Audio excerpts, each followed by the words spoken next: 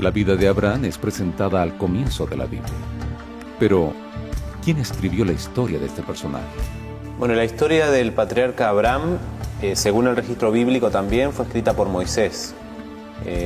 Si bien la historia del patriarca ocurre unos cuantos siglos antes, Moisés la habría registrado durante el periodo del Éxodo.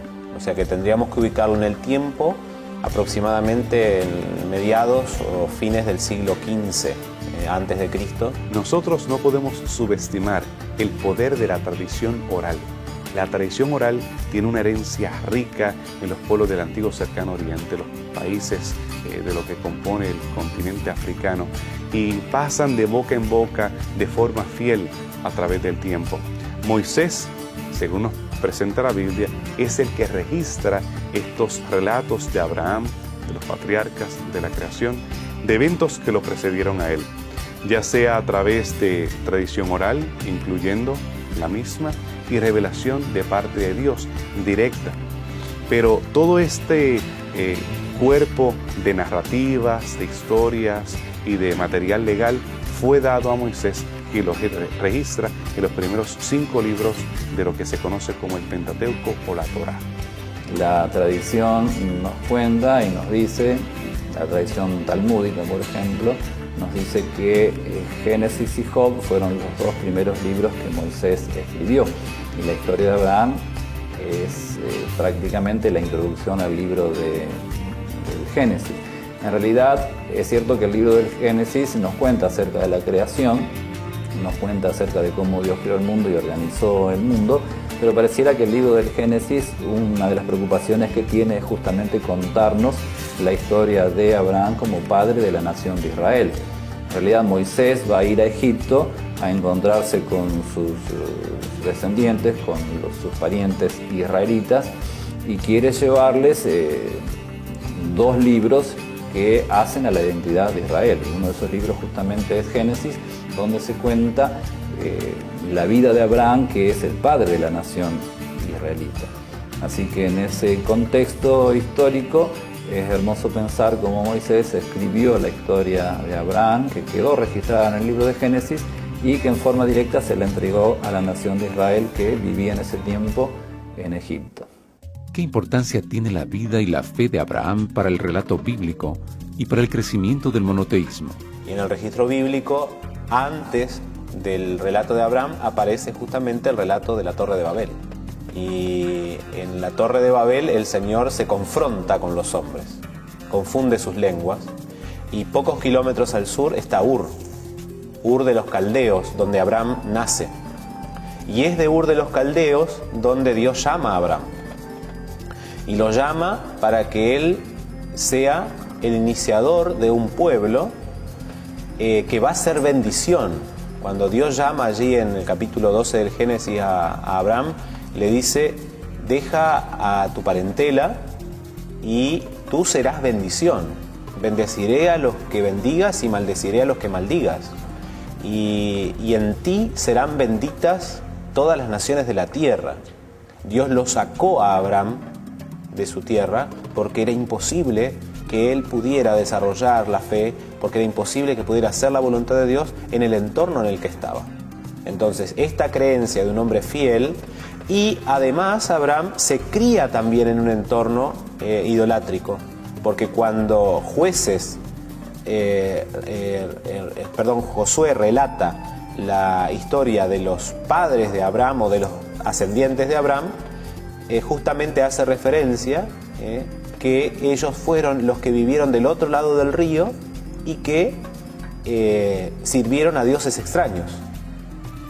Y Taré, su papá, posiblemente haya sido un hombre que, si bien había recibido de parte de Dios la verdad, él estaba confundido con la idolatría, y entonces es necesario inclusive que Abraham deje a su familia y se vaya a ser un peregrino para que Dios pudiera moldear su carácter y su fe con el propósito que el Señor tenía. Más adelante se mudan desde Ur de los Caldeos hasta Harán, al norte, y después él desciende hacia Canaán. Allí también había politeísmo, imperaba, pero él Él se refiere a un solo Dios. Él solamente venera al Dios del cielo, el Dios creador de todas las cosas. Abraham establece una forma de religión, establece una forma de adoración que después sus descendientes seguirían a través de las revelaciones sucesivas que recibiera Moisés y los profetas, una forma de culto y una forma de oración que corresponde al Dios verdadero, al Dios de la Biblia. Y más adelante el yavismo, el judaísmo y el cristianismo preservan la tradición de que solamente hay un Dios verdadero. Y dice así el versículo más importante del monoteísmo: Shema Israel, Adonai Elohenu, Adonai Echad. Escucha Israel, Dios es tu Dios uno. Dios es uno. Esa declaración resume la esencia de que Dios es único y no hay más dioses más que Él. La relevancia histórica de Abraham tiene mucho que ver con la fe de los judíos, por ser ellos la carne y la sangre de Abraham, pero tiene también mucho que ver con la fe de los cristianos, por cuanto nosotros estamos adheridos a la fe de Abraham justamente a través de Jesucristo. Para algunos historiadores, arqueólogos y ciencias afines consideran que los procesos que permitieron al hombre llegar a tener una religión fueron variados. Algunos son contrapuestos o incluso inversos. Por ejemplo, algunos sostienen que hubo creencias inicialmente fetichistas, animistas, politeístas, que fueron evolucionando después haciendo una jerarquización de dioses, hasta que finalmente en la evolución normal del razonamiento humano se llegó a la conciencia de que, digamos, habría un solo Dios y ese que hay que adorar. La oposición opuesta sería al revés, es decir, hubo una creencia en un solo Dios que después fue derivando en creencias de la existencia de otros dioses superiores o inferiores, y finalmente se degeneró en el fetichismo, el animismo y el politeísmo. Pero el relato bíblico nos dice que es diferente. No es por el razonamiento humano que el hombre llega a ser monoteísta, sino por revelación de Dios. Es un Dios personal que se revela y dice que existe y desea relacionarse con el ser humano. Y entonces en esta relación de fe es como surge el monoteísmo que se menciona en la Biblia. A partir del episodio vivido por Abraham en el monte Moria, ¿qué relación se establece entre este evento y el origen del cristianismo? La Biblia tiene unidad de pensamiento, un hilo que va a través de las Escrituras desde el Génesis hasta el Apocalipsis. Y precisamente el pacto que hizo Dios, que hizo Yahvé en Génesis 3:15, comprometiéndose a redimir al mundo caído, fue que Él iba a proveer, Él mismo iba a proveer un sacrificio a favor de la humanidad. Más adelante, cuando en el libro de Génesis, el capítulo 15, Dios hace un pacto con Abraham, el patriarca tiene que cortar animales, cortarlos ceremonialmente y ponerlos para hacer un berit, un pacto con su deidad. Él se compromete que si él no cumple con el pacto, con ese berit, él va a sufrir las consecuencias, él va a morir.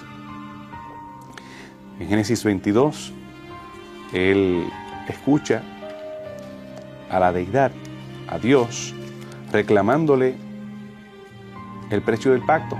Abraham falló, se acostó con Agar, mintió acerca de Sara y demás y demás.